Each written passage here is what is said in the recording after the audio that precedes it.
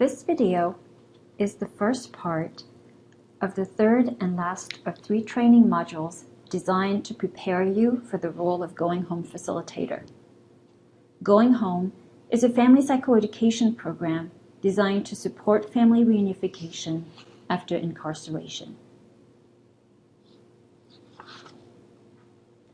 After completing this learning module, you will be able to describe the purpose of creating a genogram in the preliminary session of Going Home. You will know how to construct a genogram collaboratively with the incarcerated program participant, which steps to follow, as well as what type of conversation you aim to facilitate during the activity. First, we will discuss the purpose of the genogram that the incarcerated participants and the Going Home Facilitator construct in the preliminary session and discuss the procedures for creating genograms. The genogram is an assessment and intervention technique that is used in individual, couple, or family therapy to better understand the role of relational systems in the life of individuals.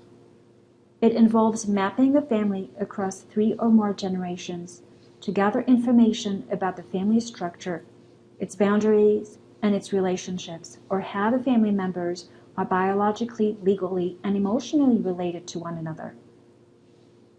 The genogram also helps to identify key themes like violence and substance abuse, and key relational patterns like conflict and distance that repeat across several generations.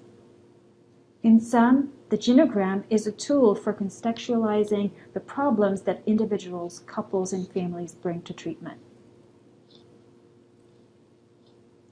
In Going Home, the genogram serves to gather information about the family of the incarcerated individual. It highlights who is involved in the life of the inmate and how. It indicates which relationships are close and supportive and which are distant and conflictual. It also looks at criminal activities and substance use across generations to determine sources of prosocial and antisocial influence. There are 2 main goals.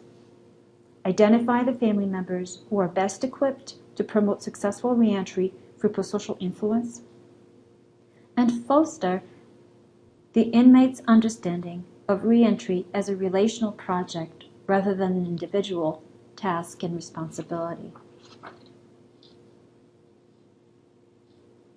The genogram is one of the last activities in the preliminary session. It can be found on page 4 of the participant handbook. First, the Going Home Facilitator explain what a genogram is and clarify the purpose of the activity. For example, he or she may say, "In this activity, you and I will construct your family genogram. A genogram is like a map of your family that says who you are related to, biologically, legally, or emotionally. It also says something about the nature of your relationships with your relatives, whether you feel close or distant, and whether there is conflict and or affection between you and them. Your family genogram will help us identify which family members are in a better position to help you when you return home, who will contribute to your success in the community." What questions do you have about this activity? Remember to give inmates the opportunity to ask questions about the Going Home activities and to check for misunderstanding. After introducing the activity, the Going Home Facilitator shows and explains the symbols and then invites the individual to construct their family genogram. Only 2 symbols are used for male and female relatives, a square and a circle respectively. When or if inmates discuss the sexual orientation and gender identity of their relatives, make a mental note of it. In order to protect this information, do not write it down in the participant handbook. Invite the individual to use the symbols to draw their family genogram. 5 symbols are used to represent the characteristics of the family relationships: closeness, hostility or conflict, distance, abuse, and cutoff. Invite the individual to describe the characteristics of their relationships with each member in the family genogram.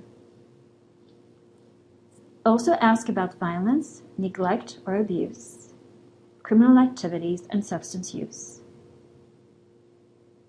To indicate substance misuse and criminal activities, write S for substance and C for crime on the upper left side of the appropriate circle or square. This slide shows how to use the genogram symbols to represent marriage, not married couple relationships, marital separation, and divorce.